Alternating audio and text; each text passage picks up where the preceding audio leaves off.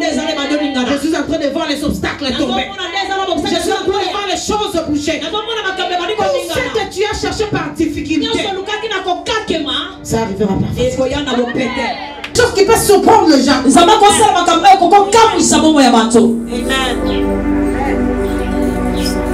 Nous-mêmes, nous sommes des témoignages vivants. On a vu des choses auxquelles non, tu n'arrives même pas à parler. Je me souviens en 2018.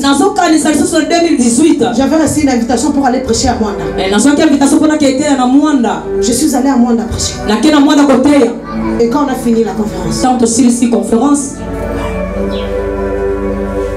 il y a un prophète m'a dit, dans quelques jours, j'avais vu des limitations devant toi. Je ne pousse pas aller à l'étranger. Mais j'ai vu dans quelques jours, Dieu a brisé cela. Moi je dis gloire à Dieu, je prie. Je n'avais pas refusé le message. Mais quand la conférence soit ici, j'ai vu directement un prophète qui venait d'Angola. Tu ne rentres pas, on part avec toi en Angola. C'était comme la blague. On 3 jours, 4 jours. Donc la conférence est ici, j'ai fait mes bagages. Formalité. Directement Angola. Bande de famille sont distraits. Ne doute pas de la puissance de Dieu. Dieu peut transformer des choses en secondes. Dieu peut transformer des choses en secondes. Et quand je suis entré en Angola, je ne croyais pas que j'étais dans un drapeau étranger. Je regardais le drapeau qui flottait. Je peux transformer ta vie. Dès que tu as reçu Jésus, tu es co-héritier du Christ. Tu dois te réveiller et comprendre que tu as droit à beaucoup de choses. Beaucoup de choses. Amen. On cherchait Mephibosheth. On a même Mephibosheth. Mephibosheth ne courait pas. Comment il peut se retrouver devant le roi? Aïe, aïe, aïe, aïe, aïe. Je te dis ceci. Il y avait un homme dans la Bible, c'est Joseph. Dans la prison, il était accusé. Violeur. Qui pouvait le considérer? Mais il se réveille un matin. Il se retrouve devant Pharaon. Un vent nouveau. Le monde l'a accusé. Écoute, il était esclave. Après esclave. Il porte l'identité. Un violeur.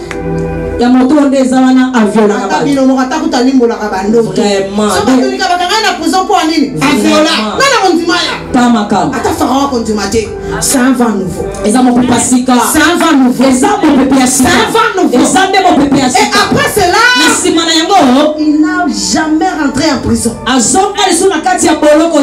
prisonnier qui est sorti sans procès, sans papier, il était parti, croyant qu'il va revenir dans sa petite cellule. Le même soir, il dort dans un lit gros. Je prophétise ce matin que cela se réalise dans ta vie. Je prophétise ce matin que cela se réalise dans ta vie. Il dormait dans sa cellule. On n'a même pas les conditions.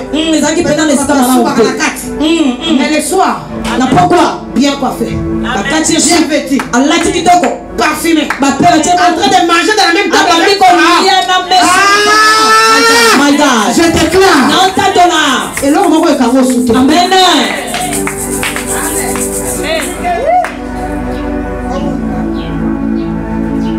On amène Mephibosheth. Écoute ce que David dit. Je vais te rendre tout ce qui est de ta famille.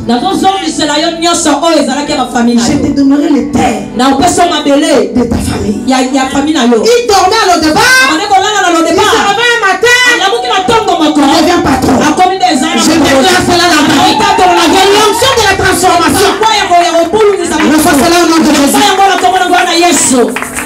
Vous avez dans le débat, tant que c'est pas, tu peux pas finir caillou, mais la tombe va omoni lupango ya papa bino komi ayo Yahweh omoni mutu ko ezaki papa bino tozongisa yo nzamba lola omoni mbango tokutaki na kati ya ndako na bino yango ozwa ce matin le Dieu que nous servons visiter ta vie en notre le Dieu que nous cherchons pour transformer ta situation je déclare ce matin le Dieu que nous servons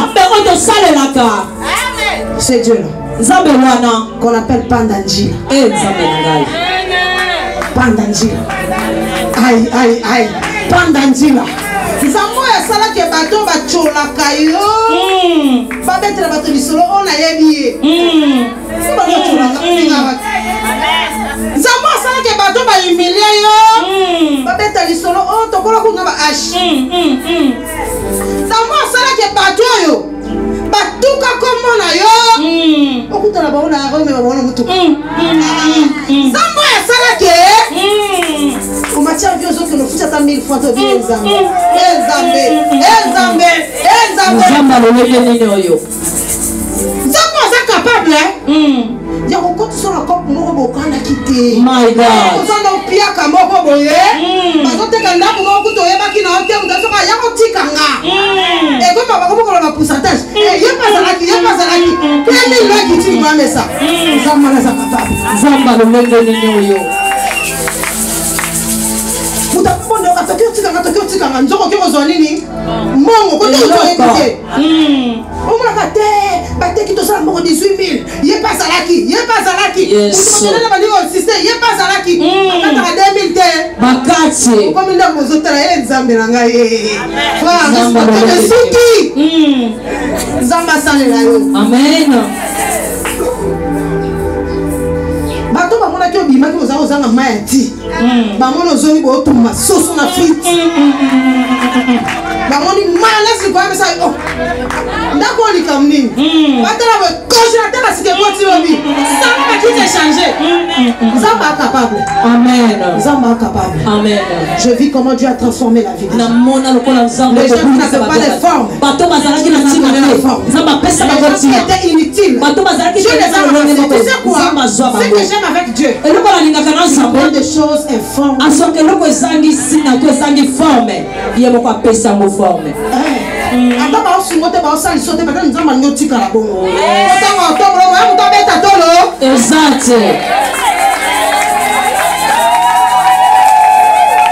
ndenge kaka Nzambe wana apermetaki David azongisa Mephibosheth biloko na déclaré lelo na termine kwa mosali ya Nzambe alléluia nyonso ayo ebungaki ezonga amen nazo déclarer na ntongo ya lelo sante na bayibaki ezonga amen nazo déclarer na ntongo ya lelo mbongo nokendaki ezonga amen okabela mutu mbongo abloka yo nazo déclarer na ntongo ya lelo na banzungu na bango bisika bakangaki na bandako na bango bisika bakotisaki oyo nyonso ayo ebungaki esala nini ezonga obana nte chabo tombola yo zana posa mariage alliance écoute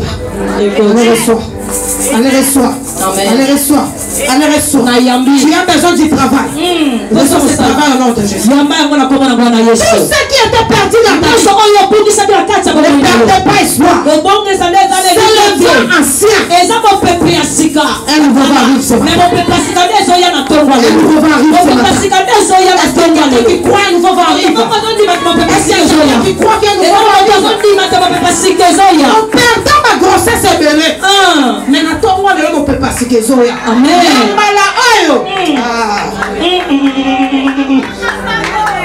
ndamoni bakongo balobi boye mbala yai Yesu kela vutukila na bao yangwana amen amen alléluia on peut comprendre yambala yai Yesu kena vutukila na bao voilà amen kuna kikangisa bao inwa est-ce que vous pouvez comprendre oh my god on a dit ça yo kité est-ce que vous pouvez comprendre my god est-ce que ça na mukongo amen mukongo kwa côté le maïs est-ce que makamna ole vous comprendre vraiment na bandele mukongo interpréter yambala yai Yesu kena vutukila na bao kena kokangisa bao inwa oh amen